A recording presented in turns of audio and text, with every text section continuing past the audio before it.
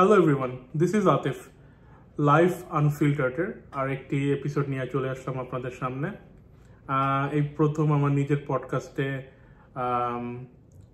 Video করতেছি। Basically previous এপিসোডগুলো আসলে web base ছিল, বাট এই এপিসোডটায় ভাবলাম যে না, দেখি ক্যামেরার সামনে এসে একটু নিজে নিজে কথা বলতে পারি কিনা। ভুল ত্রুটিগুলো মাফ করে দিয়েন, আগেই মাফ টাফ চাই নিতেছি ভাই। আজকে যেই টপিকটা নিয়ে কথা বলবো, এটা বাঙালির জন্য খুব ইম্পর্ট্যান্ট একটা টপিক আসলে। কারণ এই বিষয়টাতে এই বিষয়ে আসলে বাঙালির মতামত নেওয়া খুবই দরকার ছিল, কিন্তু সেই জিনিসটা করা হয় নাই। তো এটা নিয়ে আমি আসলে খুবই আপসেট যে কেন তাদেরকে ইনভলভ করা হইলো না, এবং সেটারই প্রতিবাদ জানাতে আসলে আমি এই ভিডিওটা করতেছি। সো ভিডিওটা আসলে যে বিষয়টা নিয়ে করতে চাইতেছি সেটা হচ্ছে গিয়ে, আমরা জানি যে কয়েকদিন আগেই লিঙ্কিন পার্ক ব্যান্ডটির জন্য নতুন একজন ভোকাল নিয়ে আসা হয়েছে। তো এটা নিয়ে বাঙালি বিশেষ টেনশনে আছে। অ্যাজ ইউজুয়াল অলরেডি বাঙালি দুই ভাগ না, তিন ভাগে বিভক্ত। এক ভাগ যারা বলতেছে কেন রিপ্লেসমেন্ট আনা হলো চেস্টারের, আরেক ভাগ যারা বলতেছে আনা হয়েছে, ভালোই হয়েছে, ভালোই লাগতেছে। আরেক দল বলতেছে এই গান বাজনার কোনো দরকার নাই, এই গান বাজনা নিয়ে আমার কোনো মাথা ব্যথা নাই, এই গান বাজনা নিয়ে যারা করে তাদেরকে অবিলম্বে দেশ থেকে পিটায়া বাইর করে দেওয়া হোক। তো যাই হোক, এই যে বাঙালির মতামত ছাড়া যে লিঙ্কিন পার্কের ভোকাল চেঞ্জ করা হইলো, রিপ্লেসমেন্ট আনা হইলো, এটা আসলে খুবই দুঃখজনক। আমার কাছে খুবই দুঃখ লাগছে। আমি খুবই পার্সোনালি কষ্ট পাইছি, দুঃখ পাইছি।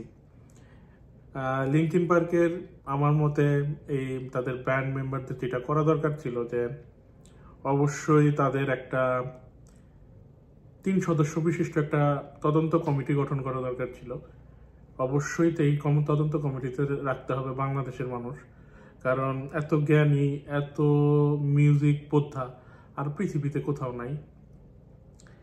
তো এদেরকে কেন রাখা হলো না, এদেরকে কেন ইনভলভ করা হলো না, এই ব্যাপারটা নিয়ে আমি যার পরও নাই খুবই ব্যথিত।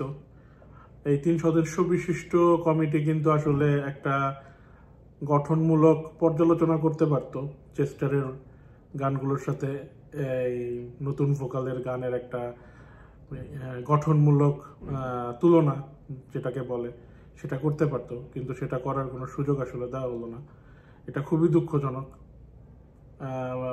বাঙালির পরামর্শ ছাড়া এত বড় একটা ঘটনা ঘটায় ফেলা হইলো, এই জিনিসটা মেনে নিতে খুবই কষ্ট লাগতেছে। এরকম ভুল আসলে পৃথিবী প্রতিনিয়তই করে চলেছে। এর আগে যেমন প্রত্যেকটা ভুল আসলে বাঙালির কাছে জিজ্ঞেস না করে যে কাজগুলো কেন করে, কেন মার্কেটে সাইবার ট্রাক ছাড়লো টেসলা কোম্পানি বাঙালির অনুমতি ছাড়া, তারপর এই যে নেটফ্লিক্সে যে বিভিন্ন সিরিজ আসে, এগুলোর রিভিউ কমিটিতে আসলে বাঙালিদের রাখা উচিত, আমাদেরকে রাখা উচিত। কারণ হইতেছে আমরা যে পরিমাণ বুঝি, যে পরিমাণ জ্ঞান আল্লাহ দিছে আমাদেরকে, এই জ্ঞান ব্যবহার না করে আসলে পৃথিবী যে কি যে মিসটা করতেছে, এটা আসলে বলে শেষ করতে পারবো না। যাই হোক, আমার মনে হয় যে লিঙ্কিন পার্কের যেটা উচিত, যে বাংলাদেশের মানুষের কাছে ক্ষমা চাওয়া উচিত। তাদের ব্যান্ডের যারা মেম্বার আছে তাদের অবিলম্বে ক্ষমা চাইতে হবে। যে নতুন ভোকালকে অ্যাপয়েন্ট করা হয়েছে কিনা সেটা পুনর্বিবেচনার জন্য বাংলাদেশের জ্ঞানী গুণী সঙ্গীত বোদ্ধাদেরকে করতে হবে, সঙ্গীত বোদ্ধাদের কাছে পরামর্শ নিতে হবে। 3 সদস্য বিশিষ্ট যে কমিটি গঠনের কথা বলেছি তা তো অবশ্যই দরকার। তাদেরকেও এই 3 সদস্য বিশিষ্ট কমিটি বাংলাদেশের হইতে হবে, এবং যারা মোটামুটি অনেক জ্ঞানী, যারা রেগুলার ফেসবুকে লিখতেছে কেন চেস্টারের পরিবর্তে এই ভোকালকে আনা হয়েছে, তাদেরকে নিয়ে কমিটিটা গঠন করা উচিত। কারণ তারা অনেক জ্ঞানী, অনেক ভালো বুঝে মিউজিক। তো এদেরকে বাদ দিয়ে কেন এই কাজটা করা হলো আসলে আমার মাথায় ঢুকতেছে না। আর যদি এটা লিঙ্কিন পার্ক না করতে পারে, তাহলে আমি যেটা সিদ্ধান্ত নিয়েছি যে আমি তাদেরকে বয়কট করব, কারণ বাঙালিদের কাছে জিজ্ঞেস না করে একটা সিদ্ধান্ত নিয়ে নেওয়া হবে, সেই সিদ্ধান্তের সাথে তো আমি যেতে পারবো না। এবং বাঙালিরা যে সিদ্ধান্ত দিবে সেই সিদ্ধান্ত মেনে নিয়েই তাদেরকে চলতে হবে। যদি তারা বলে যে হ্যাঁ ঠিক আছে এবার নিয়ে চালাও, তাহলে চালানো ঠিক আছে, আর যদি না পারে তাহলে তাদেরকে চালাইতে দেওয়া যাবে না। তো এই আর কি, এই চিন্তা এই দুঃখটা নিয়ে আজকে আসছিলাম আপনাদের সামনে আসলে কথা বলতে।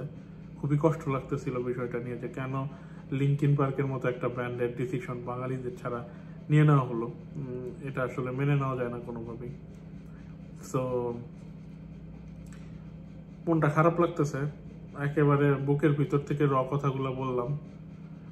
আমার মনে হয় আপনারা আমার সাথে সহমত হবেন। যারা সহমত হবেন তারা আমার চ্যানেলটা একটু সাবস্ক্রাইব করে দিন, আর যারা সহমত হইতে পারবেন না তারাও সাবস্ক্রাইব করে দিন, আর যারা নিরপেক্ষ তারাও সাবস্ক্রাইব করে দিন। তো আজকে তাহলে এই পর্যন্তই থাকি, আবার কোনো একটা সময় চলে আসবো আপনাদের সাথে এরকম ইম্পর্টেন্ট বিষয় নিয়ে কথা বলতে, পডকাস্ট করতে। তো ভালো থাকবেন, দোয়া করবেন। আসসালামু আলাইকুম।